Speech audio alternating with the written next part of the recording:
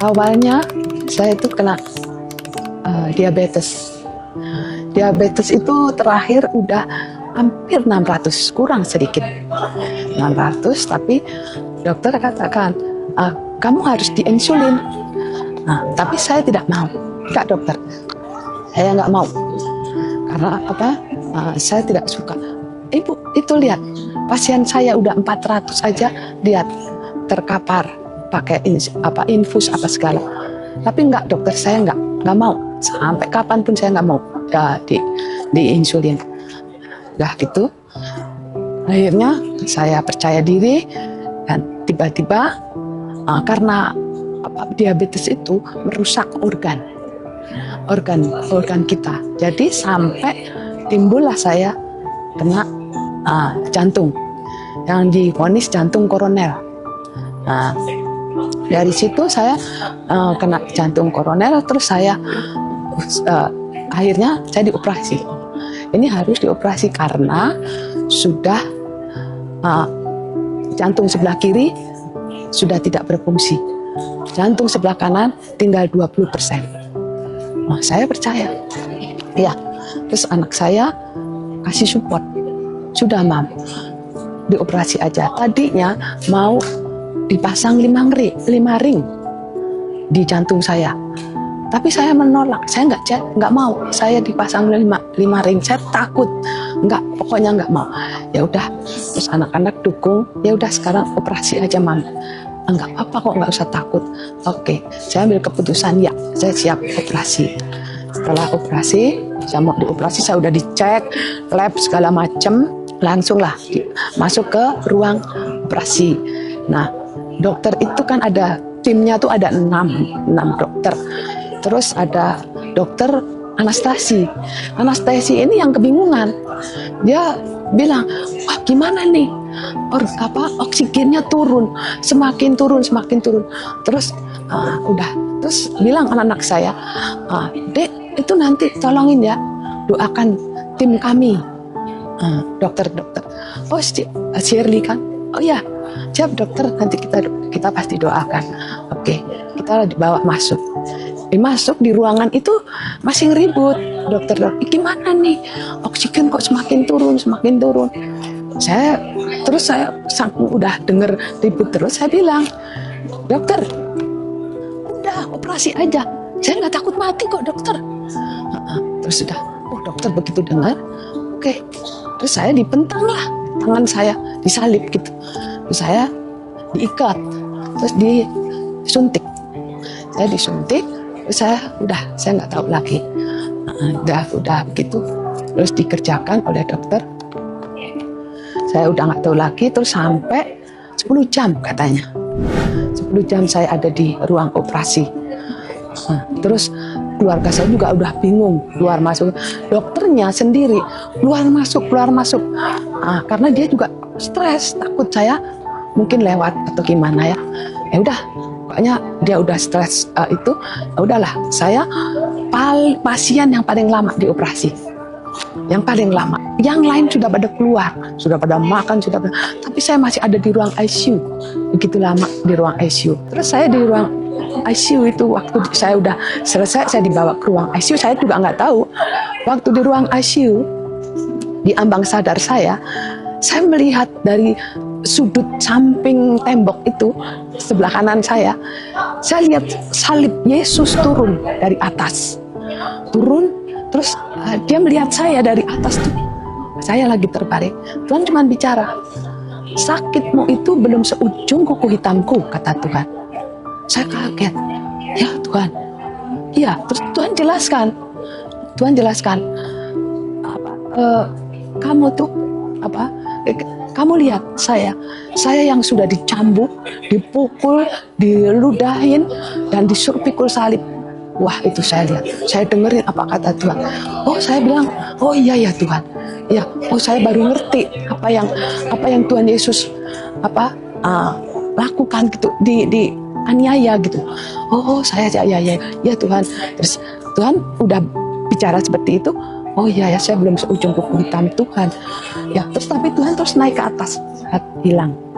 Nah di situ saya lagi terus di nggak tahu, saya lagi di ruangan ICU sudah. Terus saya bilang sampai sekian lamanya saya nggak tahu, tapi di waktu saya di ruang ICU itu saya melihat Stephen, anak-anak PG, ketua-ketua PG, dan banyak sekali orang-orang datang melihat gitu. Ayo Bu Reni, pada teriak, ayo Bu Reni kuat kok, Bu Reni kuat. Anak-anak saya tua, Mami ayo, Mami kuat, ayo. Terus saya cuma dengar suara gitu, terus jangan, pokoknya Mami tahu.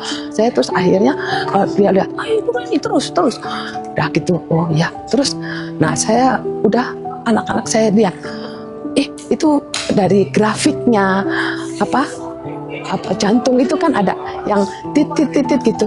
Nah, itu dia semakin turun. Anak saya yang kecil bilang, Kak, panggil kakaknya. Lihat tuh mami Kak. Lihat, itu udah mau hilang gitu. Tapi naik lagi. Wih, naik lagi. Terus udah. Ya sampai saya bisa lihat seperti itu. Nah, di situ sudah saya terus udah kayaknya saya terus bangkit lagi gitu. Nah, terus saya udah gitu sampai seberapa lama saya udah dibawa ke ruang kamar. Di kamar saya melihat, loh, kaki saya diperban kanan kiri. Kenapa? Saya nggak tahu. Dan ternyata ada urat yang nadi yang diambil kanan kiri. Justru jantung saya nggak apa-apa, tapi yang bikin saya nggak bisa jalan, diambil nadinya itu kanan kiri dari atas sampai bawah. Nah itu saya jadi sakitnya minta ampun. Itu pun sampai keruak gitu, kelihatan tulangnya bolong di kaki bawah. Wah, saya kaget. Aduh Tuhan, saya jadi orang sakit itu menimbulkan emosional. Nah saya kebetulan ada keloid, jadi hitam. Nah, saya baru tahu, oh sudah, saya disadarkan, terus saya dibawa ke situ, saya bangkit, saya percaya Tuhan. Terus entah bagaimana Tuhan terus kayaknya saya dijaga sekali sama Tuhan. Udah dokternya sudah bingung seperti apa, udah saya berjalan terus. Akhirnya saya di sini saya bilang, oh karena saya dididik oleh Dad waktu di gereja lama, saya cuma mendengar perkataan dari Dad itu, sebelum dunia ini dijadikan, engkau sudah aku pilih. Selama kamu dikandung oleh ibuku, engkau sudah aku pilih. Itu perkataan itu saya kunci, saya deklarasikan setiap hari sampai saya seperti ini. Terus saya sampai jatuh bangun saya sakit. Nah di waktu saya perjalanan saya sakit, anfal lah saya. Anfal sudah di rumah itu. Anfal gula harusnya 120 normalnya, tapi saya tinggal 36 gulanya itu. Langsung Shelly telepon Dad, terus Dad ajak bicara saya udah nggak sadarkan diri. Langsung saya dilarikan lagi. Saya nggak tahu sampai sana, tiba-tiba udah di rumah sakit. Saya tahu melihat saya udah di rumah sakit lah. Infus sudah di mana-mana. Nah, itu saya yang kedua kali itu yang saya kena anfal. Saya banyak hal yang saya tangkap, saya terima. Nah itu terus saya deklarasikan terus. Pokoknya aku harus menang, aku harus bangkit. Saya percaya Tuhan. Nah, Tuhan terus saya di berjalannya waktu saya disembuhkan.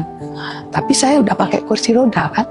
Ya saya cuma pulang dari rumah sakit, saya minta jangan dibawa rumah. Saya harus ke rumah Tuhan. Saya cuma mengatakan sama anak saya, bawa mami ke rumah Tuhan. Saya nggak mau pulang. Nah, akhirnya dibawa lah ke gereja. Nah di gereja itu saya udah pakai kursi roda. Tapi selama perjalanan itu saya cuma 2-3 kali kalau nggak salah pakai kursi roda. Seharusnya saya nggak mau. Tuhan, aku mau jalan, aku mau terus. Aku nggak mau seperti ini, harus jalan. Aku harus bisa, aku harus mampu. Saya nggak mau dimandikan, saya nggak mau diurus. Saya harus mandiri. Terus, sampai tiba waktunya, udahlah saya berjalan dengan waktu itu. Terus saya disembuhkan. Dimanapun aku mau mengikuti jejak kaki Bapak Rohaniku. Dad Stephen yang mengajar saya, mendidik saya, yang sudah terhubung dengan Tuhan, Bapak Rohaniku, itu yang saya dapat gitu. Terus saya terus minta, saya itu. Nah akhirnya kan, saya terus terhubung. Saya semakin gila-gilaan, mati-matian tuh mengejar Tuhan dan firman-Nya. Sekarang ini saya tuh benar-benar 2 bulan, kemungkinan 2 atau 3 bulan, saya putuskan lagi. Saya selama ini minta sama Tuhan. Dokter bilang, kamu harus minum obat seumur hidup. Hah? Yang bener aja saya suruh minum obat seumur hidup. Enggak, saya nggak mau. Pokoknya saya nggak mau. Saya terus putuskan, ya itu. Terus Tuhan, sampai saat ini, saya nggak minum obat. Saya sehat, semakin kuat, saya bisa pegang barbel tiap hari yang 2 kilo kanan kiri. Saya masih bisa olahraga, saya bisa tuh. Nah, saya akhirnya kepikiran, saya nggak suka bergantung kepada siapapun, orang siapapun, baik anak, baik siapa. Enggak, saya ingin mandiri sendiri, saya berdiri kaki saya sendiri. Akhirnya saya ambil keputusan, saya kembali mengemudikan mobil lagi, nyetir sendiri dari Cipete sampai ke gereja. Saya tanpa siapapun. Saya berprinsip saya tidak pernah sendiri. Tuhan Yesus ada di hati pikiran saya. Tuhan Yesus yang bertahta di dalam tubuh saya sendiri. Saya meyakinin itu. Saya jadi mempunyai keberanian yang luar biasa. Karena saya dididik terus, diajar terus oleh Dad. Saya harus bisa. Saya harus mampu. Saya tidak peduli kanan kiri seperti apa. Saya sampai bisa melompat-lompat seperti itu karena anugerah Tuhan. Bukan karena kekuatan saya sendiri. Itu karena Tuhan. Saya tidak melihat situasi apapun, keadaan apapun. Saya terus lebih semangat lagi, terus berjuang mati-matian, gila-gilaan, habis-habisan. Sampai saya perkatakan, apapun yang terjadi, kehendak Tuhan yang jadi, bukan kehendakku yang jadi. Tapi saya bilang, apapun yang terjadi, endingnya happy. Itu dahsyat buat saya. Endingnya happy. Ini saya dapat seperti, aduh Tuhan, terima kasih, terima kasih, terima kasih. Dahsyat Tuhan. Amin. Haleluya. Yes.